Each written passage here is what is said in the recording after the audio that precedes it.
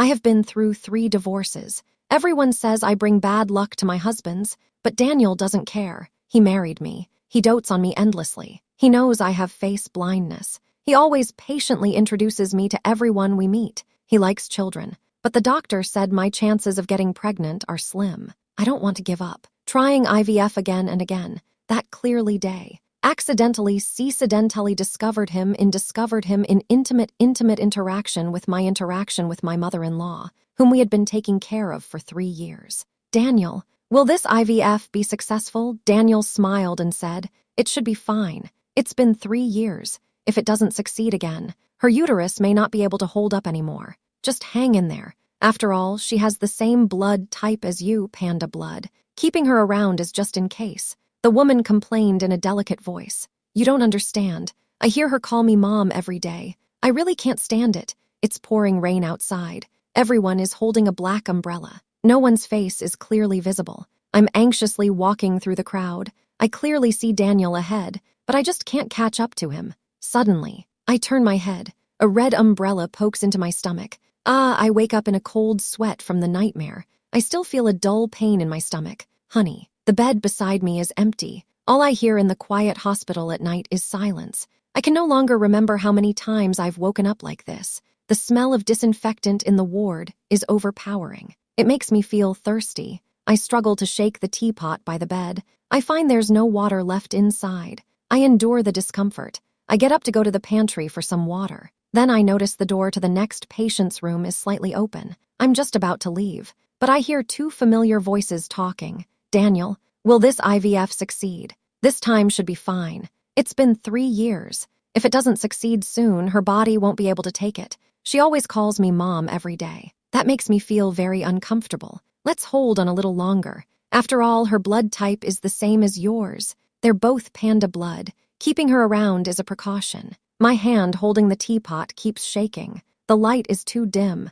Not being able to see others' faces doesn't make a difference to me, because I have face blindness. I can't tell who is who at all. At this moment, Daniel is cuddling with a woman. She is wearing a pink nurse's uniform. Her voice is more charming than usual. But that warm white silk around her neck, I recognized it at a glance. That was from the last time Daniel returned from a business trip. I only remember he bought her a silk scarf. And I got nothing. I was still trying to convince myself back then, Daniel is filial. I can't be unreasonable. I trembled as I covered my mouth. I tried hard not to make a sound. My heart ached to the point where I could hardly breathe. 3 years of marriage. I've been taking care of my mother-in-law with all my heart. Turns out she is his mistress. Those so-called redemptions were merely a backup plan he arranged for his mistress. I have tried IVF multiple times, only to find out I was just a tool for them to conceive new life. How could he treat me like this? He clearly knows. Everything I have belongs only to him. When I saw them kissing intimately under the lamp, I felt a wave of nausea. I quickly ran to the bathroom sink to vomit. I looked up at the mirror, only to find my face still blurry, unrecognizable, thinking about how they had treated me as a joke for 3 whole years. I have lived for almost 30 years. For the first time, I hate my face blindness this much. I let out a painful growl. I grabbed the teapot beside me. I threw it hard at my reflection in the mirror. What happened? It's the middle of the night, making such a loud noise. Glass shards flew everywhere. My arm is bleeding. Daniel furrowed his brow and walked over from the ward. His tone was filled with displeasure at being disturbed. He saw that my hand was cut and bleeding from the mirror. He paused for a moment, then quickly came over and hugged me. Another nightmare. His voice remained gentle, deep and magnetic. I kept falling into this false tenderness he had woven for 3 years. Unable to extricate myself. No matter what, I can't hurt myself. You know that. Your blood type is hard to find a match for. Hearing this, I gave a bitter smile. Panda blood type is hard to find. That's why you need to find her a mobile blood bank. Right, Emma. I know you hate hospitals. After the embryo transfer in 2 days. Take you, he is out for a walk. Bit. Ugh. Time to, he remind me, bent down and gently patted me. Black hair brushed against my ear. I leaned my nose close to his collar. I smelled another woman's perfume on his white shirt. I couldn't help it. I threw up all over him. He asked in surprise, "You're pregnant?" I was awakened by a woman's scream. I opened my eyes slightly. I saw someone standing at the door, wearing a white coat. She asked, "Was it a natural conception? How could this happen?" Didn't I tell Daniel to give her birth control pills every day? I was shocked. My fingers moved unconsciously. She has to take birth control pills every day. A scene suddenly flashed through my mind. I remember Daniel would thoughtfully bring me a bowl of lotus seed soup every night. He said, "Emma, your health isn't very good. I specifically asked Aunt Linda to make congee for you to nourish you." I always remember, under the warm light of the table lamp, the stray hairs on his forehead gently fell. In that moment, how I wish I didn't have face blindness, so I could see his appearance clearly, although I couldn't recognize his face. But I believe he must be very gentle. I tightly bit my lip. It felt like something was blocking my throat. The love and care that I had always been grateful for turned out to be laced with poison. I was gasping heavily. It felt like a heavy stone was pressing on my chest, so sad that I couldn't move. My whole body ached. No, this time, the quality of the embryo between Daniel and me is very good. Abortion, I won't be surgery able to quickly. Time is tight. Transfer, back the should-we tears that were about to flow. Daniel about this first. After all, this is also his child. No need. Do as I say. The woman's voice gradually faded away. Her tone was icy cold. It felt like she was pronouncing the fate of the child in my belly. I clutched the bed sheet tightly. The joints of my fingers turned pale. I lay on the white hospital bed, staring blankly at the slowly setting sun outside the window. Suddenly, a deep sense of powerlessness surged in my heart. It felt as if the whole world was left with just me. The feeling of loneliness almost swallowed me whole. What can I do?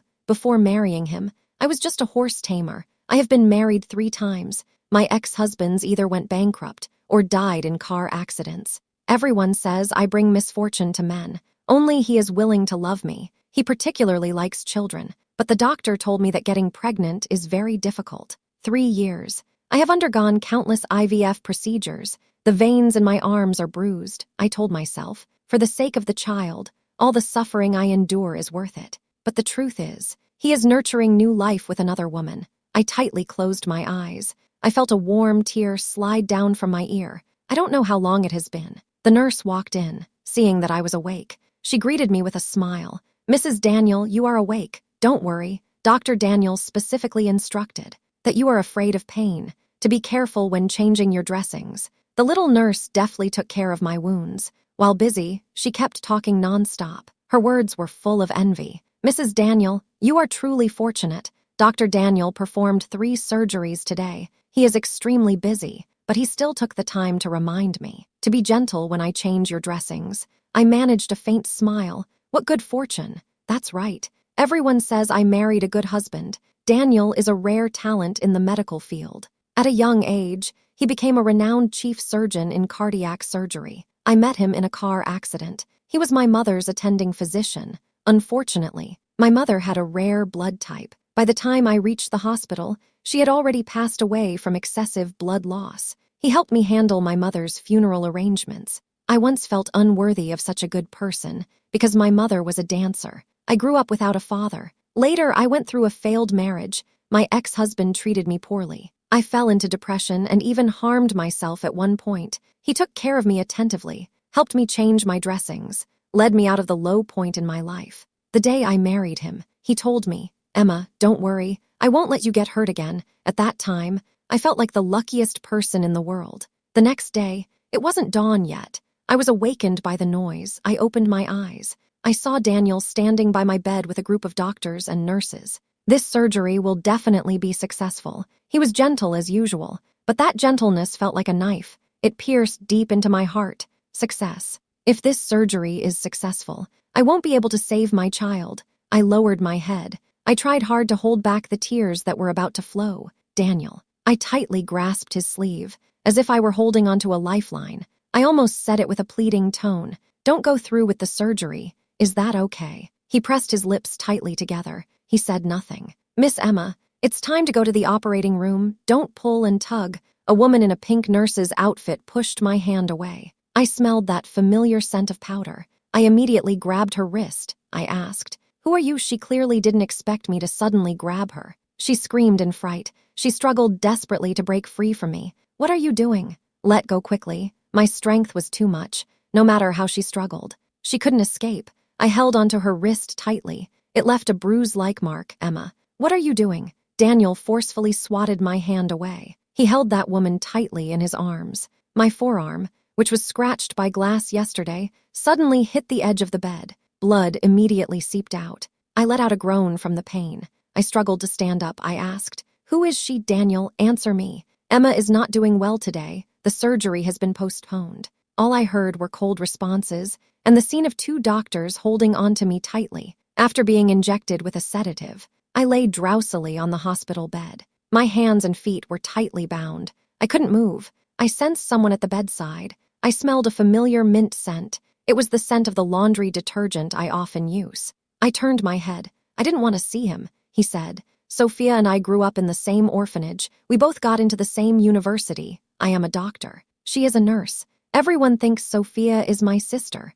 We've depended on each other since childhood. She's always had a hard life. We've always wanted a child. But Sophia has had low platelet counts since she was young, and she has the rare Rh-negative blood type. She could experience severe bleeding during childbirth. The consequences are unimaginable. For this child, she has given too much." I heard him slowly explain to me. Couldn't help but let out a cold laugh. "So her suffering has to be borne by me. Her contribution is a contribution. Then what does my effort count for?" He only responded to me with silence. His silence makes me feel heartbroken. I gently touched my flat abdomen. "Stubbornly raise your head." Tears glisten in the eyes. Both hands are tightly clenched into fists. "I understand. If Daniel finds out that I am pregnant, he is very likely to stand on Sophia's side, want me to keep this child, in order to protect the child. I have to think of another way," I said. "Let me live, but I have conditions," he asked. "What conditions?" Daniel immediately agreed to my request. I can't help but wonder. As long as it's for Sophia, he might be willing to do anything. I'll continue speaking. "Everyone here is your people. I'm not confident about the safety of the surgery. I want to transfer to another hospital, and the surgeon must be appointed by me." Daniel seems a bit hesitant, but in order to maintain the best viability of the embryo, he can't wait any longer, so I said, "Okay, I promise you, after the child is born, we'll get divorced." He looked at me deeply. His expression was complicated. In the end, he still lowered his head. After the transfer was successful, I met Emily from the horse racing club in college. Emily was wearing a white coat and had just come out of the ward. She seemed very surprised to see Emma. She asked, "Emma, are you the one who is going to do IVF?" "Emily, have I helped you before?" I asked directly. "Ah." Emily was obviously taken aback by my sudden question. After all, we haven't seen each other for many years. It really feels a bit abrupt to ask for help right away. She looked at me with a serious expression. She nodded earnestly. "That's right. That time I almost got attacked by a tiger. It was you who saved me. Don't ask so many questions. During the IVF procedure later, you don't have to do anything. Just push me out and that's it." Emily looked at me with a weak expression, tilting her head, with a puzzled look on her face. "Honestly, how did you end up like this? You are so talented at horse racing. Didn't you say you wanted to become a top horse trainer when you graduated?" I smiled wryly and remained silent. The youthful vigor seems to have been unknowingly worn down by society. I'm about to go abroad for further studies soon, and attend my mom's wedding while I'm at it. To be honest, my brother has a riding club abroad. He particularly enjoys training various precious horses. He even came specifically to watch your horse racing in college. He has a great admiration for you. It's a pity you got married after graduation. Why not wait for him to come back to the country this time? You could go look for a job with him, return to the racetrack, and showcase your talents. When I was pushed out of the operating room, Emily leaned in close to my ear. She quietly slipped me a business card. She whispered. I squeezed the black gold card in my hand. In the end, I still shook my head. I gently touched my flat abdomen. In this world, I no longer have any other relatives. Protecting this child is now my most important task. Perhaps they are worried that I might lose control like that day. Daniel has protected Sophia very well. During my hospitalization for pregnancy preservation, I never saw that woman with a strong perfume scent again. Today is the day I get discharged. I got into the car. I realized the car was not heading home. Where are we going? I nervously clutched the hem of my dress and asked. The man in the passenger seat fell silent for a moment. Respond. I rented you an apartment again. You are pregnant now. You need to rest quietly. I'm worried that Sophia might disturb you. After hearing his explanation, I found it quite ridiculous. He said he was afraid of bothering me. In fact, he was worried about me losing control of my emotions. and hurting his precious sister. Now he wants to kick his legal wife out of the house, and his wife is still pregnant. He does this to make room for another woman in the house. I scoffed. I didn't say anything. We remained silent the whole way. It's almost time for the due date. Daniel has been coming to see me more often, but each time he is quickly called away by Sophia's phone calls. I didn't pay much attention. Perhaps my heart has already grown numb. Today, Daniel rarely stayed to have a complete meal with me. As he stood up preparing to leave the table, I suddenly felt a sharp pain. I had a bad feeling. I reached down to touch. I found my pants were already wet. Daniel, I'm going into labor. Hurry and take me to the hospital. My voice trembled. I shouted towards Daniel, who was about to go wash the dishes in the kitchen. What's wrong, Emma? Hang in there. I'll take you to the hospital right away. Listen to my voice. Daniel hurriedly ran towards me. He hadn't finished speaking. The phone suddenly rang. Hello. What's wrong? What happened to Sophia? I'm on my way. Sophia accidentally cut herself at home. She's lost a lot of blood. I need to hurry over. I've already called 120 for you. Just hold on a little longer. The ambulance will be here soon. That's all. He turned and left, watching him walk away. I pressed my hand against my belly, with one hand on the ground. I slumped down on the floor. My body trembled slightly from the pain. I bit my lip. I tried hard to stay calm. I waited for the ambulance to arrive. When I was pushed into the delivery room, I was already in so much pain that I was about to pass out. I struggled to open my eyes and glanced at the empty hallway. He really didn't come.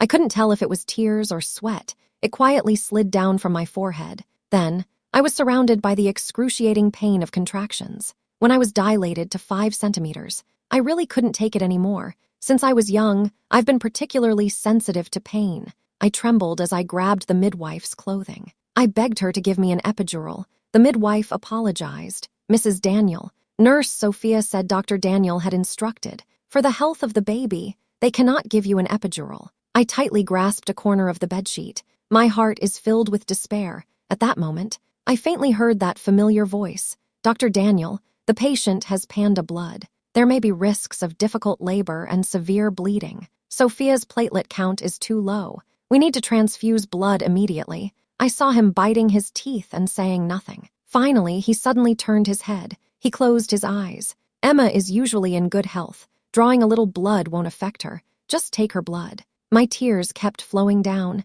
His words felt like shattered glass. Each breath felt like a stab. I risked my life to give birth to his child. Yet he wants to use my blood to save another woman. Another wave of pain hit me. I finally couldn't hold on any longer. I fainted. I reached out to touch my belly. I only felt a flat surface. I sat up in panic. I didn't notice the Roman 4 in my hand. A little blood was drawn. I gasped in pain. Emma, you finally woke up. Lie down quickly. Daniel finished filling the water at the tea room door. He excitedly shouted at me. The lid on the kettle in his hand wasn't secured properly. It suddenly fell off. The steaming hot water quickly burned his hand red. But he seemed not to feel it. He ran straight towards me. He hugged me tightly, as if handling a precious treasure that was lost and found again. Tell me, you were in a coma for 3 whole days and nights. Emma, you have no idea how scared I was to lose you. I broke free from his embrace. I anxiously grabbed his arm. My eyes filled with expectation. Where is my child? Where is the baby? He lowered his head. He didn't dare to look at me. After a moment of silence, he finally spoke. You lost too much blood. My body is too weak. It's impossible to deliver smoothly. The child is suffocating in the birth canal. It will be born without breath. Let me go. It's just an embryo. We will have our own children in the future. Is that okay, Emma? Seeing you lying there with a pale face, my heart aches so much. Only then did I realize that the one I love is you. We will have our own children in the future. Listen to me. Daniel panicked. He stepped forward wanting to hold me. The fertilized egg. That is my child. You know, your good sister Sophia, after hearing about my pregnancy, the first thing she did was to have the doctor terminate my child during the IVF transfer. Just to make room for your child. I shook off his hand. I struggled desperately. I shouted at him uncontrollably. No, that's impossible. How could Sophia do this? Daniel shook his head in disbelief. In his heart, Sophia is still that little girl who cried with a red nose when her candy was taken away. Daniel, do you understand how much I've longed for that child? He has already developed. Just a little bit more. Just a little bit and he could come into this world. The sounds of birds and the fragrance of flowers in spring. He originally had the right to see all of this, but you, for her sake, actually deprived a new life of the chance to come into the world. Daniel, you caused this. He is our child. I gritted my teeth to say this. I felt all my strength drained away. I collapsed weakly onto the bed. I didn't even want to look at him again. Daniel was stunned. He stood there, frozen. He didn't speak for a long time. For the next half-month, he stayed by my side, taking care of me day and night. I watched him in his disheveled state, watching him grow thinner day by day for my sake. Yet I felt nothing inside. Since that day, I haven't spoken a word since. He said softly, "Emma, look at me, talk to me. Is that okay?" I stared out the window. My gaze was blank. He sighed. He turned around. He placed the peeled apple on the table by the bed. "Dr. Daniel, go check on her quickly. Miss Sophia wants to jump off the building. She said if you don't go see her, she will take her own life." A hint of panic showed in Daniel's eyes. "Emma, I'll be back soon. After all, Sophia is my sister who grew up with me." I turned my head. I didn't say a word. I listened carefully as his footsteps gradually faded away. Once he was far away, I immediately threw off the quilt. I quickly got dressed and put on my shoes. The movements were done in one go. When I reached the door, I hesitated for a moment, turned back again, took out the black gold card with Ethan's name from the drawer by the bedside, stepped into the racetrack again after many years. The familiar pungent smell of grass and leather hit me. This feeling made my heart, the heart that had been calm for a long time, started beating violently again. My whole body felt at ease. That black gold card felt like a pass, allowing me to be here without any obstacles. I looked around, could not help but exclaim, the private racetrack of the wealthy is indeed different. Even the saddles are made of top-quality materials. Be careful. From a distance, the racetrack manager's shout echoed. Suddenly, a fiery red steed broke free from its restraints. It charged straight towards me. I quickly dodged to the side, avoided its direct impact. I swiftly grabbed the reins, wrapped the reins around my left arm 3 times. My right hand tightly grips the reins. I am leaning sideways, hanging on the horse's back. My legs are firmly clamped around the horse's belly. I am riding this spirited horse. I leap up. I clear a 1-meter-high wooden fence. Good. As soon as the horse's hooves touch the ground, I hear someone nearby applauding and cheering. The voice is quite magnetic. I skillfully jump down from the horse's back. I casually toss the reins to the horse trainer. I turn my head to look. My gaze meets that of the man on the horse. A gust of warm wind rushes toward me. Not far away, a black stallion walks slowly toward me. Suddenly, it neighs. It spins around in place. The horse wears a white collar around its neck. It has a silver saddle on its back. The man on the horse is tall. His eyes are bright and piercing. He cannot hide his excitement. He looks at me and speaks. "Miss Emma is indeed a top-notch horse trainer. This horse has been struggling to adapt since I brought it back from Arabia. I didn't expect you to tame it." The setting sun has dyed the distant clouds golden. The man dismounted from the horse. He walked towards me against the light. I couldn't see his face clearly. I couldn't recognize his features either, but he had an extraordinary demeanor. "It must be Ethan, the heir of the Smith family," I said respectfully. "My skills are hardly worth mentioning in front of Mr. Ethan. It's simply insignificant. There's no way around it. If I want to make a living under the boss, I still need to have some ability to flatter. You recognize me." He seemed surprised, because didn't that kid Emily say this woman has face blindness? He raised an eyebrow. He appeared quite interested. "I can't recognize," she replied, "but the high-end pine scent on Mr. Ethan. Ordinary families wouldn't have this condition." Ethan heard what I said. The corners of his mouth lifted slightly, with a hint of interest. He elegantly extended a hand towards me. He said, "Arabian horses are best suited for 2 people to ride together. Shall we give it a try?" I did not hesitate. I took his hand. He seemed surprised by my straightforwardness. When our palms touched, he clearly froze for a moment. Then he pulled me firmly. He turned and sat behind me, his warm palm pressed against the shirt at my waist. My face flushed slightly. With every step the Arabian horse took, my back bumped against his chest through the shirt. "Hold on tight," he said. Ethan's breath brushed softly against my ear, his voice accompanied by the whinnying of the horse, making my heart flutter. I deliberately loosened the reins. I leaned back. Ethan immediately tensed and held me tight.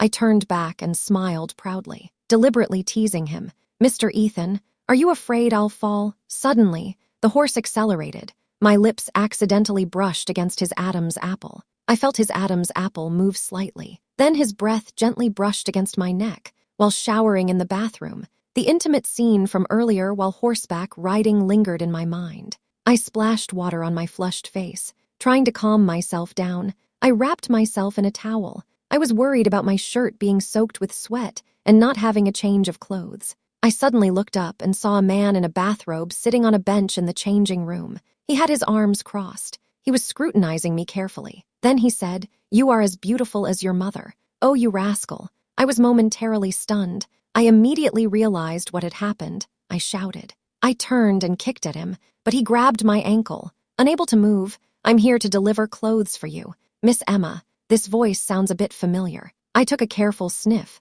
The man seemed to have just taken a shower. He smelled of pleasant shower gel, but I could still faintly smell a hint of pine. He pulled me into his arms. With strong arms, he held me tightly. His warm breath brushed against my earlobe. "It seems Miss Emma is not yet familiar with my scent. Do you need me to help deepen the impression?" He leaned against the wardrobe, his eyes slightly lowered. Long eyelashes obscured his gaze. The lighting in the changing room is a bit dim. The space is not very large. His presence is particularly strong. We are too close together. The atmosphere is somewhat indescribably subtle. It might be an impulse. I couldn't help but lift my head, gently rubbed against his Adam's apple. When I met his gaze again, my heart suddenly tightened. I was startled by the intensity in his eyes. I quickly took a step back. I broke free from his embrace. I turned around, wanting to hide in the bathroom. My hand just touched the glass door. He followed closely behind. With a force, he pinned me against the bathroom's tiled wall.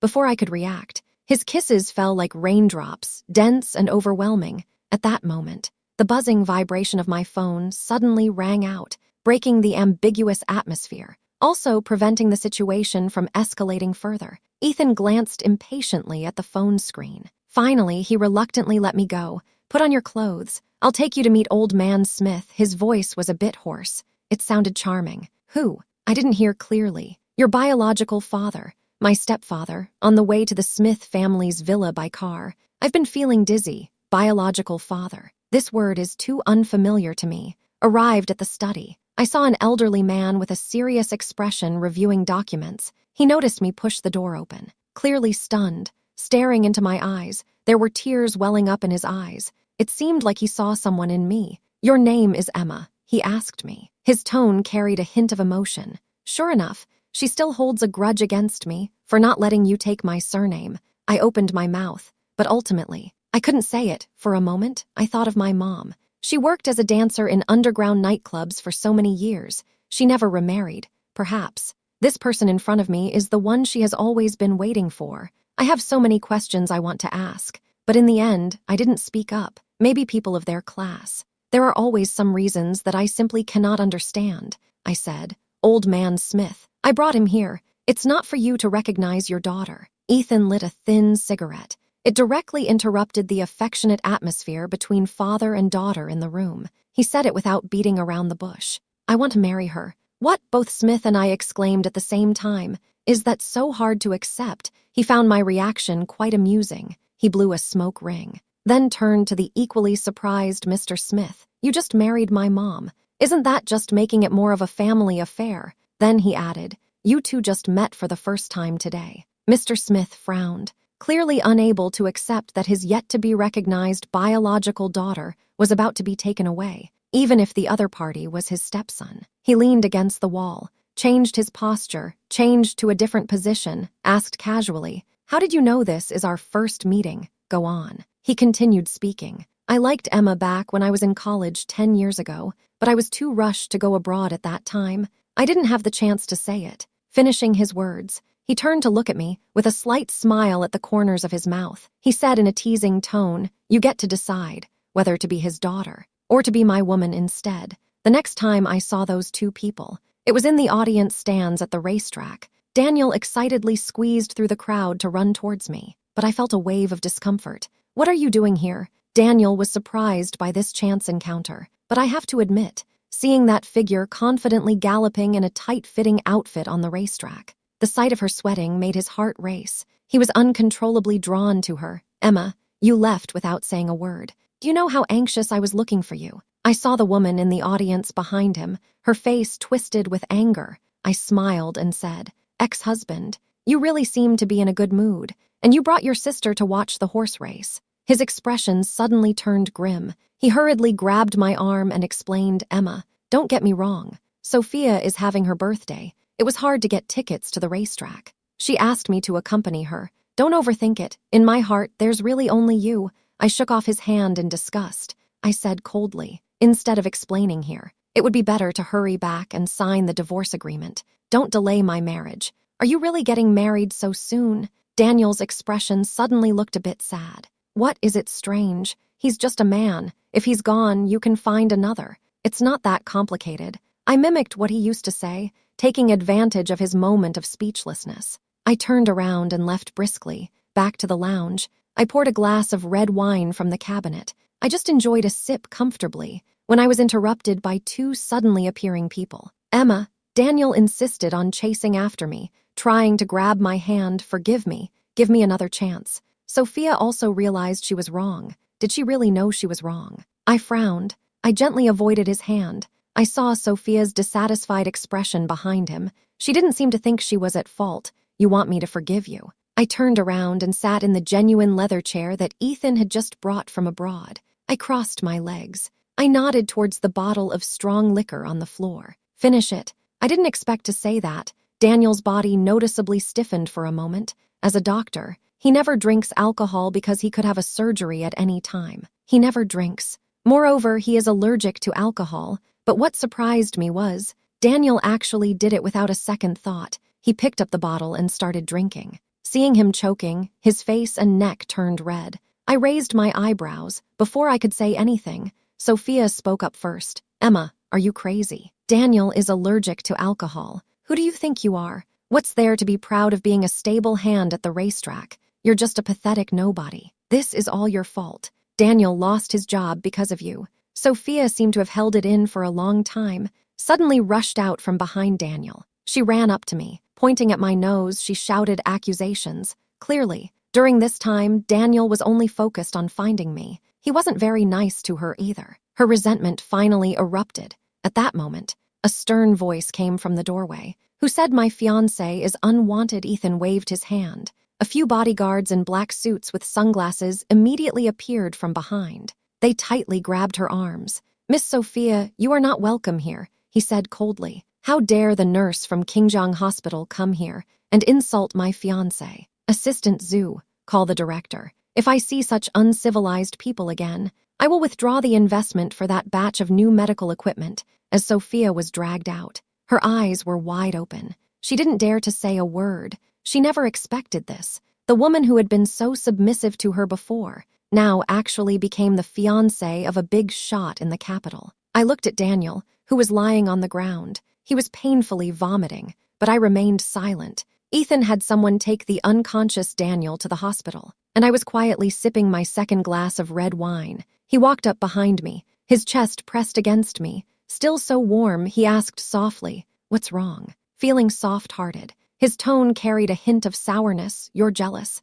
I lazily turned around, leaning against him, gently lifted his chin, smilingly teased him. He remained silent, just held me tightly, lowered his head and rubbed against my neck, like a big dog that had been wronged. "Emma, when will you finally marry me?" His behavior suddenly reminded me of his frustrated look when he tried to show off that night. "You choose, be his daughter, or just stay with me. Who says you have to choose just one?" I rolled my eyes at him. I turned and walked away. Out of the corner of my eye, I caught sight of his unfinished cigarette falling to the ground. He stood frozen in place. His expression made me unable to hold back a laugh. I walked over. I gently patted his back. I asked, "Aren't you afraid?" "Don't you worry." He didn't expect me to ask that. He looked up at me, including Daniel. "I've been married 4 times already. They all say I bring misfortune to my husbands. Aren't you afraid?" She gently brushed his hair off his forehead. Then she asked, "Don't talk nonsense. How can you blame women for your own bad luck?" "I'm not afraid, Emma. Marry me. I'm tough." Ethan wrinkled his nose slightly. He said with a serious expression. I looked into his deep black eyes. I couldn't help but laugh. "Okay, I will marry you." On the day of the wedding, Ethan invited all the prominent figures of the capital. He held a grand lawn wedding for me. He said, I've been married so many times. This time I must have a wedding that I'll remember for a lifetime. After finally toasting with Ethan, I pushed him aside to deal with other guests. I secretly sighed. I hid to the side to take off my high heels and rest for a bit. Just then, I was suddenly knocked to the ground by a strong force. "Emma, how could you do this?" Daniel left me. I lost my job as well. "Why can you still marry into a wealthy family? This is all you're doing, you wicked woman." Out of control, Sophia screamed. Holding a bottle of concentrated sulfuric acid, she rushed towards me. I caught a glimpse of Ethan running towards me in a panic, but he was too far away. It was already too late. I thought I would feel the heat, but I didn't. A familiar yet unfamiliar embrace suddenly knocked me to the ground. I quickly got up. I found Daniel lying on me, his face pale. He was tightly protecting me. His back had been severely burned by concentrated sulfuric acid. Sophia clearly didn't expect things to turn out this way. She screamed and threw the glass bottle in her hand to the ground, holding her head with both hands. Squatting on the ground, crying and laughing at the same time, the security guards reacted. They immediately stepped forward to restrain her.